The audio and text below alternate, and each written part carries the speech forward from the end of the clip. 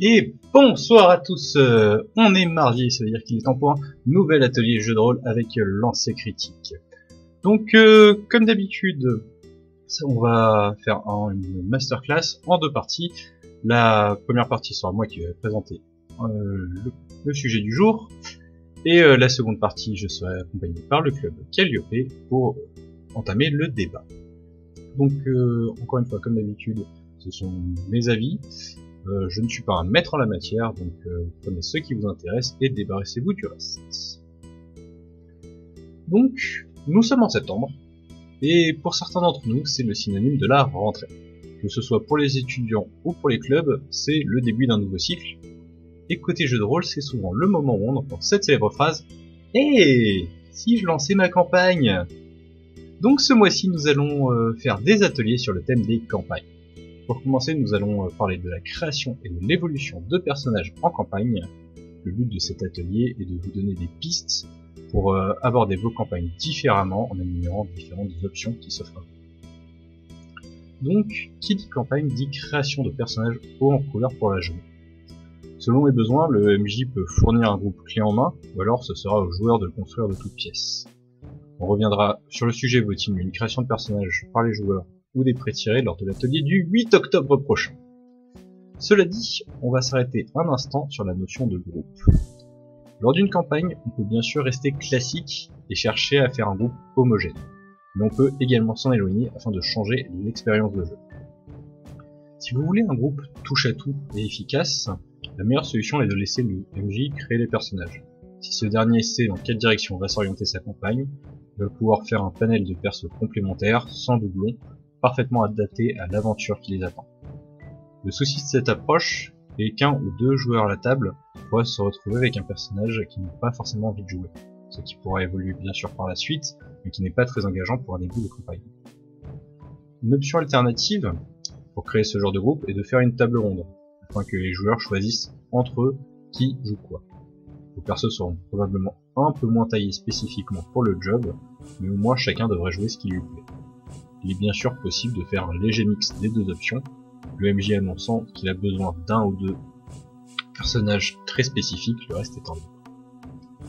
Autre grand classique de campagne, ce que j'appelle les élus. Ce sont des personnages avec un budget développé, généralement fourni par le MJ. Ces personnages sont les seuls à pouvoir faire cette campagne, pour des raisons diverses de lignées maudites et d'autres grands plans de la destinée, plus simplement car les affectent directement. Généralement, ce genre de groupe est soit équilibré, soit volontairement bancal, afin de créer de la tension en jeu. Les joueurs se retrouvant ainsi dans des situations inadaptées à leur groupe, il va falloir faire preuve d'astuces pour s'en sortir. Par exemple, un des grands classiques de ce genre de composition bancale est le groupe sans combattant. Autre possibilité, la création à l'aveugle. Là, chaque joueur va dans son coin créer son propre personnage, souvent avec l'aide du maître de jeu, et ils vont ensemble bâtir un BG cohérent en y incluant possiblement quelques secrets qui seront révélés ultérieurement pendant la campagne. Cette façon de procéder fait que l'on peut très facilement se retrouver avec des personnages miroirs, du moins au niveau des statistiques, et des groupes complètement déséquilibrés. Même si le résultat est souvent mémorable, je pense que ma table de bureaucrate de Cthulhu pourra en attester, il vaut mieux réserver ce genre d'approche pour des campagnes courtes ou des systèmes de jeu très libres prévus à cet effet. Plus rare mais intéressant à jouer, le groupe composé d'une seule classe de personnages, par exemple tout le monde joue paladin. Dans ce genre de cas, il vaut mieux choisir une classe avec une mentalité et un système de valeurs bien établi, afin de rendre l'expérience intéressante. Le rôle du roleplay se jouera sur l'application de ces valeurs et les choix moraux qui en découlent. Ce genre de groupe est particulièrement pratique pour une campagne ouverte, où les joueurs à la table peuvent aller et venir, car intégrer un nouveau personnage sera très simple et il pourra sans encombre être au même niveau que les autres joueurs. Autre rareté mais très fun à jouer, le groupe que j'appelle les mauvais. C'est un groupe qui est parfaitement inadapté à la situation. On peut en croiser sur des jeux à l'ambiance décalée comme Satanis Magna Veritas ou encore Paranoia. Par exemple, un groupe composé uniquement de fins diplomates dans un pays de bouseux barbares pour qui la violence est toujours la solution. Bien sûr, ce genre de campagne peut s'avérer frustrante à la longue, donc je conseillerais de n'opter pour ce choix que pour les campagnes courtes. Désolé. Donc maintenant que nous avons choisi notre personnage, comme nous sommes en campagne, il va avoir l'occasion d'évoluer. Donc je vais distinguer deux types d'évolution de personnages au travers d'une campagne. La première, celle qui fait plaisir à tout le monde, que l'on soit bourrin, après des maths, ou juste amoureux des gros chiffres, on va parler de la progression sur la fiche de personne. Bien sûr, tous les jeux ne sont pas égaux concernant le système d'expérience. Certains sont très restrictifs, et vous ferez donc peu ou pas de choix quant à la progression de votre personnage. D'autres, à l'inverse, seront très libres et permettront aux joueurs avertis de s'en donner avec leurs joueurs. On peut d'ailleurs constater plusieurs comportements face à ce type de système. Nous avons l'optimisateur. Il s'agit généralement d'un personnage qui va être extrêmement bon dans un ou deux domaines très spécifiques, souvent le combat, même si on peut croiser de temps à autre la très redoutée bombe à charisme. L'avantage de l'optimisateur est que sa place est généralement très claire dans le jeu, et on comptera toujours sur lui pour son domaine d'expertise. En contrepartie, il ne sortira que rarement de solo. Autre grand classique, le touche-à-tout. A l'inverse de l'optimisateur, il s'agit généralement d'un personnage qui n'a pas de domaine d'expertise, et qui va chercher à être moyen dans un maximum de domaines, afin de pouvoir faire face à toutes les situations. Contrairement à l'adage bon à rien, mauvais en tout, ces personnages sont souvent utiles au groupe, offrant un champ des possibles bien plus large. En contrepartie, une malchance excessive de OD peut rapidement rendre ce genre de personnage frustrant. Ensuite, nous avons la roue de secours. Ce personnage se manifeste souvent après quelques parties, que ce soit suite à l'abandon d'un joueur, l'orientation de la campagne, ou simplement une création de groupe mal coordonnée. La roue de secours va orienter sa montée de niveau vers ce qui fait défaut au groupe, cherchant à s'optimiser dans un domaine qui manque au reste de l'équipe. Le personnage deviendra alors un des piliers du groupe. En contrepartie, il sera probablement assez éloigné de l'idée de départ qu'on avait de joueur. Nous avons également l'exotique, connu également sous le sobriquet du gros relou. Souvent curieux sur les règles sans pour autant être un gros-bile, il va aller chercher tout ce qui sort de l'ordinaire, choisissant des talents que même les auteurs ont oubliés, se retrouvant parfois avec des combos complètement aberrants. Ce type de personnage a le mérite d'être souvent unique et original, mais en contrepartie il va obliger le MJ à farfouiller dans son bouquin pour répondre à son éternelle question: est-ce que je peux utiliser ce talent dans cette situation? Ensuite nous avons le satisfait. Pour lui, tout s'est bien passé dès la création de personnage, il n'aurait même pu s'arrêter là. Son perso fait exactement ce qu'il avait en tête et dispose déjà de tous les outils dont il a besoin. Comme son nom l'indique, le satisfait n'a pas vraiment besoin d'expérience, et fera volontiers office de roue de secours, de touche-à-tout, voire d'exotique. Nous avons ensuite le planificateur. On peut reconnaître le bon planificateur et le mauvais planificateur. Le bon planificateur a généralement un grand projet sur le long terme. On retrouve par exemple la majorité des mages dans les vieux systèmes, très faibles au début mais extrêmement puissants à la fin. Le bon planificateur a un objectif en vue et il se donnera les moyens de l'atteindre. Nous avons également le mauvais planificateur. On le connaît aussi sous un autre nom, celui qui fait frémir les MJ et les nuits sans lune. Je parle du gros Bill. Il s'agit d'un croisement malade entre un planificateur et un optimisateur. Il connaît parfaitement les règles, il sait combien d'XP il a besoin pour atteindre la puissance ultime capable d'annihiler tout ce que le bestiaire contient. D'ailleurs, il ne joue que dans l'attente de ce moment. Mais ne parlons pas plus de lui, retournons sur le bon planificateur. Il peut être un véritable moteur dans votre groupe, celui-ci encourageant les autres joueurs à avancer dans l'aventure. En contrepartie, il peut se sentir un peu inutile lors des premières sessions. Finalement, nous avons le réaliste. Donc, ce dernier va avoir une approche plus roleplay de l'évolution de son personnage. Il va avoir tendance à orienter sa progression en fonction de ce qu'a fait son personnage dans les scénarios précédents. Ce type de personnage va avoir une progression assez organique et s'en sortira souvent bien au cours de la campagne. Il pourra avoir du mal à trouver sa place dans le groupe, ne progressant qu'après que l'équipe ait fait face à une situation. Un petit peu plus tôt, je vous disais que j'allais vous parler de deux types d'évolution. L'autre type de progression, plus subtil, souvent négligé, mais pourtant tellement cool à jouer, il s'agit de la progression de backroom. Faire progresser l'histoire de son personnage est ce qui peut rendre une campagne beaucoup plus vivante. Par exemple, dans un livre, un film, le personnage principal aura souvent évolué dans sa mentalité entre le début et la fin. Ce parcours initiatique étant même souvent le véritable sujet de l'œuvre. Il me semble donc normal que la mentalité des personnages en campagne progresse en parallèle de celle-ci. Pour faire progresser son BG, vous pouvez déjà prendre en compte le temps qui passe pour votre personnage. Certaines campagnes se déroulent sur plusieurs années, et cela devrait avoir un impact sur son caractère. S'il a commencé l'histoire étant jeune, il était sûrement un peu idéaliste, téméraire, fougueux. Après quelques années, probablement difficiles, il va sûrement devenir plus réfléchi, un peu plus pessimiste. A l'inverse, un personnage ayant commencé l'histoire étant déjà âgé, pourrait avec le temps ressentir le besoin de se mettre en danger afin de protéger ses compagnons. Plus simplement, après des années de baroud aux quatre coins du monde, votre personnage pourrait avoir envie de s'installer confortablement dans une jolie maison et dépenser son trésor durement acquis. Autre évolution incontournable va être celle du poids des événements. Selon l'ampleur de la tâche accomplie ou à accomplir, votre personnage va forcément mûrir. Il est possible qu'il en ait trop vu, que le poids de sa quête lui pèse, ou qu'il aspire à une vie paisible qui lui est inaccessible. Au contraire, qu'il se sente soulagé après avoir accompli tant d'exploits, et qu'il souhaite former la génération suivante en restant au cœur de l'action. Il est bon à la fin de chaque arc de se poser la question que ressent mon personnage suite aux événements. En sort-il grandi? Va-t-il se méfier de certaines choses? Que ressent-il vis-à-vis de ses proches? Comment est-il perçu? Comment est-il perçu par les autres? Quels sont ses objectifs personnels à présent? Selon la campagne, et avec l'accord du maître de jeu bien sûr, votre personnage peut aussi progresser dans son histoire auprès des différentes factions qu'il va rencontrer. Un joueur peut très bien se rapprocher de différents PNJ afin de rentrer dans son ordre, intégrant ainsi une nouvelle culture, voire une certaine discipline dans ses actions. Il peut également progresser dans sa propre hiérarchie, s'il fait partie d'une organisation, ayant ainsi de nouveaux avantages et aussi de nouvelles responsabilités. Votre échelle de valeur et de moralité risque de changer au cours de vos aventures, au fil des rencontres.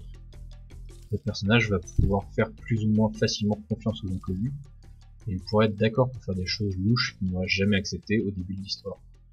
Les événements vont forcément changer sa vision des choses, lui mettant face à la réalité du monde dans lequel il évolue. Finalement, la relation entre les différents PJ peut également évoluer en bien comme en mal. Vous pourrez très bien vous rapprocher des idéaux d'un autre joueur en cours de campagne, elles sont plus proches de votre vision actuelle du monde. De la même façon, vous pouvez vous éloigner d'un autre si ce dernier n'évolue pas dans la même direction que vous. Rien n'a à être figé en termes de caractère. C'est-à-dire que son personnage, quand on incarne, ne fera jamais une action spécifique, revient à brider l'évolution du personnage. Bref, remettez toujours en question où en est votre personnage mentalement.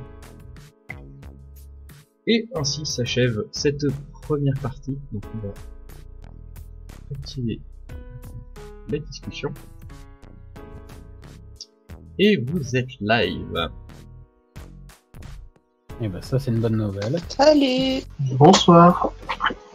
Bonsoir, bonsoir. Bonsoir. Alors, il me semblerait qu'on entend tout le monde, c'est parfait. Alors, reprenons depuis le début. Donc, déjà, première partie, la création du groupe pour une campagne. On va commencer par interroger Monsieur Damien Leroy.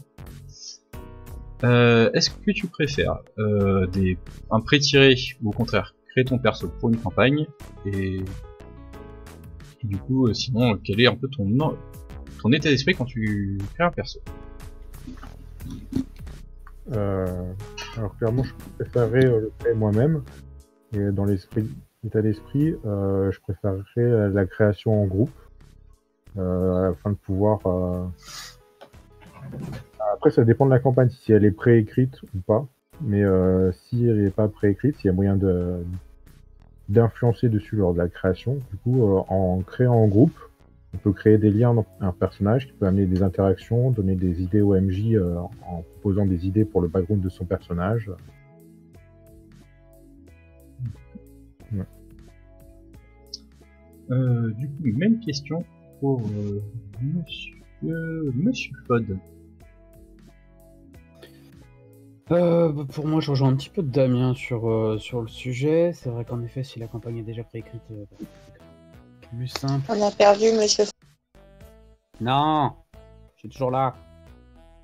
Dites-moi que vous m'entendez. On t'entend. Super. Donc, je disais par rapport en effet aux campagnes préécrites, le personnage pré-tiré est intéressant. Après, j'ai une tendance à préférer construire moi-même le personnage, si possible dans une dynamique de groupe. Mais après, ça dépend évidemment toujours du thème de la campagne. la grande question. Mademoiselle Nam dans sa tanière. Moi, je préfère les pré-tirés. Les pré-tirés proposés par le FJ.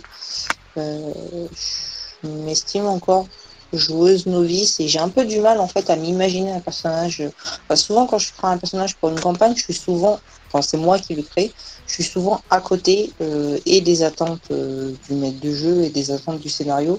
Du coup, je me sens plus à l'aise avec un pré-tiré et quelque chose qui ira dans la suite. Après, à ce moment-là, j'ai pas de problème pour me coller au personnage, mais disons que c'est plus facile. Bien. Et finalement, Monsieur Phil. Eh bien, moi je dirais que ça dépend en grande partie de la campagne. Est-ce qu'elle est très scénarisée, beaucoup prévue longtemps à l'avance au niveau des scénarios, ou est-ce que on commence avec un scénario initial, on verra bien comment ça évolue. Un petit peu comme Nam, j'ai tendance, c'est pas une règle absolue, mais j'ai tendance à plus facilement me mettre dans les chaussures d'un personnage déjà créé par le MJ qu'à créer mon propre personnage. Je suis souvent hésitant et au final j'arrive pas à le jouer tel que je l'avais imaginé au début. Ensuite, au niveau de la création, encore une fois, tout dépend si on part sur des personnages dont on attend que l'alchimie l'alchimie avec le groupe est le plus important, ou là, vaut mieux effectivement le créer en groupe. Si on veut créer des personnages profonds, avec un gros background et avec une certaine complexité, le créer seul et avoir du temps, pas juste les 2 heures de création de personnage, mais avoir du temps pour y réfléchir et pour lui donner des secrets, qui impliquent du coup de création qui ne se fait pas en groupe, ça peut être intéressant. Donc je dirais, tout dépend du contexte. C'est une bonne idée. Est-ce que du coup, à part moi, il y a d'autres gens qui ont joué avec un groupe volontairement inadapté à la campagne? Ce que j'ai appelé les mauvais un peu plus tôt.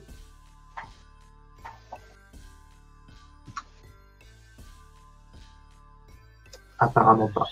J'ai pas le souvenir, non, je suis en train de chercher, mais j'ai pas le souvenir.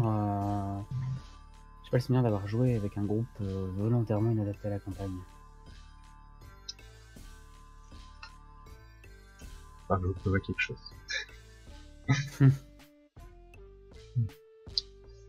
Du coup, on va passer à la question suivante. Comment vous voyez l'évolution de vos personnages respectifs en campagne? Même si j'ai déjà une petite idée, mais on rentre un petit peu plus dans le sujet. On va commencer par Monsieur Flood. Comment je vois l'évolution du personnage? Au niveau de sa fiche de perso. Donc comment choisis-tu son évolution? Ah, d'accord. En vrai, ça va être surtout une question de roleplay pour moi. C'est-à-dire que je me vois mal augmenter certaines statistiques, certains attributs, certaines compétences. Déjà, ça n'a pas été utilisé au niveau technique dans le jeu, et aussi, ça doit remplir des conditions vis-à-vis du personnage, vis-à-vis de la volonté qui a été faite à la création du personnage, si c'est un personnage créé par mes soins. Après, si c'est un personnage pré-tiré, encore une fois, ça va dépendre... Ça dépend de l'univers, du système de jeu. Si j'ai en tête, par exemple, la campagne d'Eberron, Eberron, en soi, c'est le système Donjons et Dragons. Le système Donjons et Dragons, c'est... tu peux faire des choix pendant l'évolution des niveaux, mais au final, c'est assez tracé quand même. Alors que, je vois par exemple, sur une émission précédente, Steven parlait du système DK.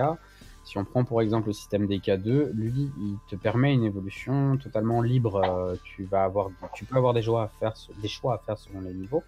Mais au final, tu peux faire ce que tu veux. Donc ça dépend vraiment de la volonté du joueur. Pour moi, faut qu'il y ait une forme de cohérence. Tu es plus dans le roleplay, dans le niveau de ton évolution. Tu affiches. Tu peux être réaliste. Mademoiselle Nam dans sa grotte. Même question. Préparation à la C'est quoi la question? Parfait, c'est exactement là ce que j'attendais de toi. Co- comment tu choisis l'évolution de ton personnage sur sa fiche de perso? Je vais souvent, au niveau de la progression, je vais souvent choisir des éléments qui vont justifier mon roleplay. Mon roleplay passé ou celui que j'envisage de faire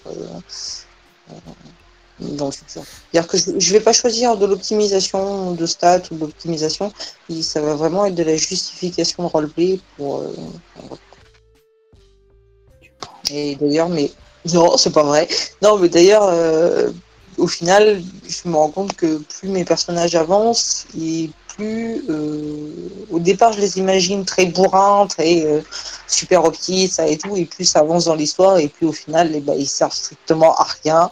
Ils sont mauvais en tout, mais voilà, ils sont faits à jouer. C'est ça l'essentiel. Monsieur Filou. Même question. Eh bien, ce que j'essaie de faire, en théorie, c'est de faire comme Fun a dit, à savoir de privilégier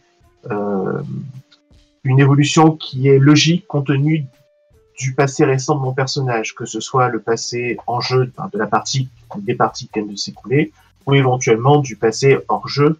Je peux partir du principe que voilà, mon personnage a eu du temps pour s'entraîner, et du coup, voilà, il en augmente telle compétence, même si celle-ci n'a pas été utilisée dans la dernière partie, dans la mesure où c'est cohérent avec les objectifs du personnage. Alors ça, c'est la théorie. En pratique, ce qui se passe, ce qui est déjà arrivé, c'est que j'augmente le charisme, parce que plus de charisme toujours, alors qu'il n'y a pas forcément d'entraînement au charisme, ça dépend, mais voilà. Et ce qui arrive la plupart du temps quand il s'agit d'une campagne style Donjons et Dragons, ou ce genre de système un peu lourdingue avec des pages et des pages de dons en veux-tu en voilà, dont ça me gonfle en général de devoir choisir un don parmi fouillaya. Et donc assez souvent il y a une partie de la progression que je confie au maître de jeu en disant hey, tu me conseilles quoi, tiens vas-y dis-moi, et puis c'est une bonne guerre. Finalement, monsieur Damien Leroy, si tu es encore avec nous. Oui, j'avais juste coupé pour pas faire de bruit. Donc moi, de base, à la création de personnages très techniques, sur le côté les stats et tout, et je prévois des choses, pas forcément un personnage jusqu'au niveau 20, mais je prévois plusieurs évolutions possibles. Et après, au cours de la campagne, ça va plutôt être du choix en fonction de qu'est-ce qui se passe, qu'est-ce qu'on fait. Si j'ai beaucoup... si le personnage a pratiqué beaucoup quelque chose, c'est logique qu'il ait progressé, je vais augmenter ça plutôt. C'est pas une règle absolue non plus. Hein. J'ai déjà fait de l'optimisation en cours de partie, inversement. Non, tout ça me semble bien honnête de votre part à tous. Ça me semble juste. Et du coup, on va passer à notre dernière question de la soirée. Voilà, pour l'instant c'est honnête parce qu'on n'a jamais fait de campagne Warhammer ensemble. Je sais pas si tu sais, mais Warhammer, j'ai vu beaucoup de joueurs optimiser à fond les ballons. Alors après, je dirais que sur Warhammer aussi, ça aide un peu étant donné que le choix de progression est très limité. Oui. Donc, le jeu se veut lui-même pousser dans l'optimisation, mais aussi parce que tu commences en étant vraiment complètement nul. Exactement. Et donc, on revient à nos moutons. Comment vous gérez la progression de votre background sur une partie en campagne, étant donné que c'est quelque chose qui, c'est vrai, certaines personnes ont tendance à ne pas du tout y toucher. Je trouve ça bien dommage. On va commencer à poser la question à Mademoiselle Nam pour vérifier si elle va me redemander de la poser. Non, j'ai compris la question. Généralement, je dirais que au bout d'un moment, je vais complètement oublier le background qui a été créé euh, à l'origine du personnage, au tout début. Et, et puis, je sais pas quoi dire en fait. C'est juste que, ouais, je fais peut-être partie de ces gens qui stagnent tout le long sur le BG et voilà. Enfin, je sais pas quoi dire en fait. Est-ce que Monsieur Philou a de meilleures idées de son côté? Je vais te décevoir. Le fait est que, paradoxalement, j'ai assez peu joué en campagne, en tout cas en campagne au long cours. Parce que j'ai essentiellement joué au club, et au club, ça a été pendant longtemps compliqué de mettre en scène des campagnes. Il y en a eu, mais voilà, c'est pas facile, et donc j'ai quand même joué majoritairement à des one-shots. Et au niveau du background, de l'évolution psychologique du personnage, moi je vois ça en deux temps. Il y a un premier temps où on s'approprie le personnage, en fait, où il n'est pas encore défini ou pas défini dans sa, entre guillemets, version définitive. On doit le peaufiner, soit parce que on l'a pas forcément bien pensé au départ, genre on est parti d'un archétype et on lui donne un peu de profondeur, soit parce qu'on avait une idée de personnage plus précise, mais qui assez souvent colle à moitié au final de ce qui se déroule en campagne, et du coup on est obligé de le modifier un peu, non pas pour des raisons purement historiques de ce qu'il a vécu, mais tout simplement pour créer pour qu'il rentre mieux dans la campagne et dans le groupe et dans l'osmose du groupe. Et une fois je pense, une fois qu'on a fait cette phase d'appropriation du personnage, là, eh ben, on peut commencer à penser à son évolution, à l'histoire, voilà, comment est-ce que il fonctionne psychologiquement et comment est-ce qu'il évolue.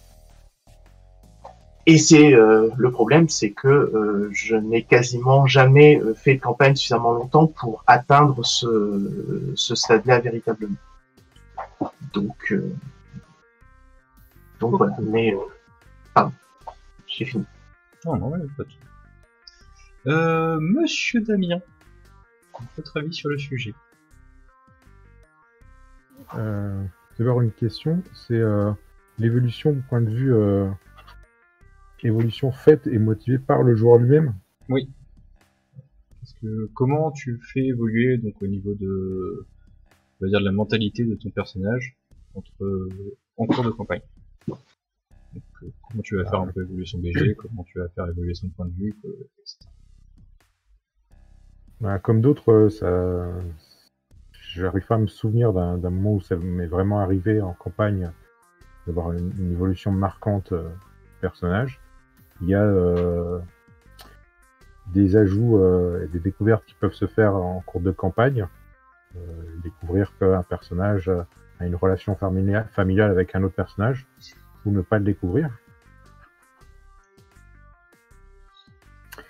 Mais quelque chose que j'aurais fait intentionnellement, et un changement du caractère du personnage, ça n'est pas arrivé. Merci. Eh ben, du coup, on va terminer avec Monsieur Fod. Bah, Monsieur Fod, il a eu l'occasion de faire peut-être des campagnes au long cours un peu plus que d'autres gens du club. Et entre autres, j'ai en tête deux personnages qui ont eu des changements de mentalité. L'un sur L5R, où en effet, parmi les désavantages du personnage, il y avait un truc qui plaît beaucoup dans l'univers d'L5R et dans l'Empire d'Émeraude, c'est l'amour sincère avec quelqu'un qui tu ne peux pas te marier. Et donc évidemment, la relation doit rester cachée, interdite, limite inavouée, tout ça, etc. Et à un moment donné, il s'avère que l'ennemi juré du personnage est allé demander la main de l'amour sincère du personnage. Et disons que jusqu'ici, si mon personnage restait assez calme, posé, tranquille, magistrat d'émeraude avec tout ce que ça implique comme responsabilité, etc., à un moment donné, il a un peu pété une durite. Il y a eu en effet des modifications de comportement, des changements qui ont été pris en compte par le MJ, par la table, etc., etc. Ça a entraîné même des discussions entre personnages assez intéressantes. Et il y a eu d'autres cas, que ce soit Mutant Chronicle, que ce soit Warhammer, que ce soit encore Warhammer. Je suis désolé, j'étais en train de penser encore à un autre personnage. Ça peut arriver, ça dépend toujours des événements en fait, de ce qui est prévu par le MJ. Et c'est sûr que quand il y a un background développé des personnages et que la campagne inclut à un moment donné des histoires personnelles, l'évolution de ces histoires-là peut entraîner des modifications. De mon point de vue, et souvent c'est très fun à jouer. Des fois il y a des grosses surprises, mais c'est souvent très très drôle à jouer et très amusant pour l'ensemble de la table. On attend tous d'ailleurs certaines révélations de savoir si certains personnages sont bien frères et sœurs.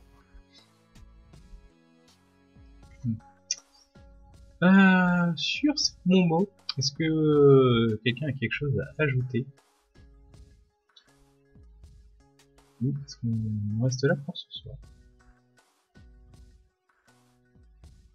Je voulais presque te retourner la question à toi en fait, Romain, parce que tu as exprimé le point de vue global sur la première partie. Tu me poses toutes ces questions, mais et toi? Est-ce que tu as déjà vécu un peu tout ça? Moi, ça intéresse personne. Si, alors moi ça m'intéresse. Chut. Alors, oui, mais moi quand ça s'y prête, j'aime bien. Déjà, j'aime bien écrire des personnages. C'est fait établi. Oui, faire évoluer les BG, c'est quelque chose que j'aime beaucoup quand l'occasion m'est donnée. Après, pour la question précédente, alors si j'ai accès au livre des règles, je suis typiquement dans l'évolution de type gros relou, et chercher les talents complètement exotiques. Parce que ça m'amuse, tout simplement. Et voilà. Donc sinon, ouais, non, au niveau de... En fait, comme j'ai pu le souligner, j'aime bien si la campagne se déroule en plusieurs arcs, à la fin de chaque arc, essayer de faire un point sur mon personnage pour essayer de me dire bon, maintenant t'en es où dans ta vie? Est-ce que t'as pas envie de prendre ta retraite? Est-ce que t'en as marre de ces conneries, ou est-ce qu'au contraire t'en veux plus? Ouais, c'est un petit peu mon approche du truc. Après, ça dépend bien sûr du caractère du personnage de base, étant donné que on peut très bien se retrouver dans une campagne où notre personnage n'avait pas spécialement envie d'y être. Je pense notamment à des campagnes de l'appel de Cthulhu. Hein, c'est rare que les gens s'y lancent de bon cœur. Enfin, les PJ. Donc voilà. Make tout sense.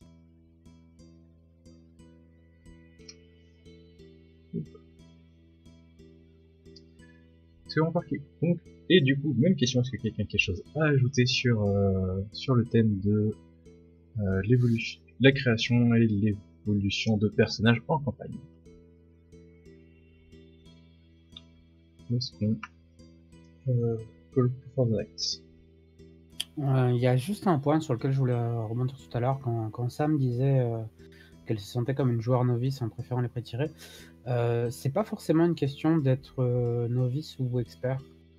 C'est que ça dépend aussi beaucoup des univers, des MJ, etc. Et qu'il y a certains MJ qui vont écrire de très très bons pré-tirés.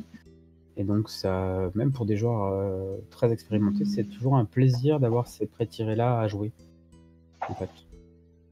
Enfin, pour moi, c'est pas une question de noviciat ou d'être expérimenté ou quoi que ce soit. En fait, quand je disais ça, c'était surtout parce que, à moins que j'ai une grosse inspiration d'un concept ou d'un archétype de personnage, généralement, mes BG, enfin, ma conception de personnage se limite à 3 phrases, 2 traits de caractère, un défaut, une qualité, et puis voilà. Enfin, j'arrive pas à avoir la profondeur ou, enfin, je parle sur l'idée de base, hein, je parle pas en jeu, mais j'arrive pas à m'imaginer un personnage, tu vois, avec toute sa complexité que peut avoir un être humain ou peu importe, hein, sa race. Et voilà. Donc généralement, ce qui fait que les maîtres de jeu souvent te proposent des personnages un peu plus poussés. Et bon, après, moi, je rajoute mes petites touches, mais on va dire, j'ai ma base. Et après, voilà. C'est dans ce sens-là, en fait, que je disais ça. Juste, Après, pour créer des personnages, juste rapidement, pour créer des personnages, je rappelle qu'il y a des questionnaires. Ouais, mais même avec ça, en fait, même quand je fais mes questionnaires, enfin, mes personnages sont toujours d'une platitude. Enfin, je trouve ça plat. Alors, soit j'ai pas de végétation, soit je sais pas, j'ose pas me lancer, ou je sais pas, enfin, voilà quoi. je, je voulais m'inscrire en faux vu le, le texte que tu m'as fait envoyer pour le personnage du Docteur Who. Oui, oui, oui, non, mais oui, mais ça a été une révélation. Enfin, tu vois. Et bon, en attendant, j'attends toujours le moment pour le jouer, mais parce que s'il faut en campagne, il donnera pas grand-chose. Mais bon, enfin voilà, c'était juste pour dire, pour moi, c'est plus facile, c'est plus simple. Je vais chercher ma dignité, attendez-moi 30 secondes.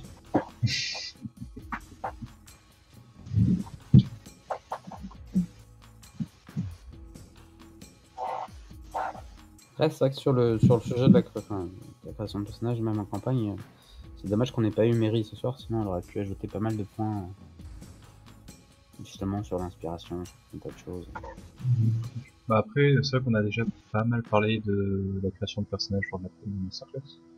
Je pense qu'on en refera une un petit peu plus. Bah en fait, mon commentaire, c'était surtout, c'est autant que je suis capable de créer un personnage dès le début, autant je suis pas capable de me projeter sur dans un an, qu'est-ce que deviendra mon personnage après un an de jeu en tant que joueuse. Et genre imaginer comment il pourrait évoluer, enfin voilà. Ou même, moi je sais que tu nous avais posé une question et ça avait été super dur pour moi d'y répondre. Quand tu as demandé les personnages de Deadland de nous dire le sombre secret, que je ne dirai pas aujourd'hui, mais ça a été super dur pour moi de me projeter dans l'avenir après plusieurs scénarios. Qu'est-ce qui pourrait être impactant pour mon personnage dans le futur, quoi. Ça finira bien par te rattraper de toute façon.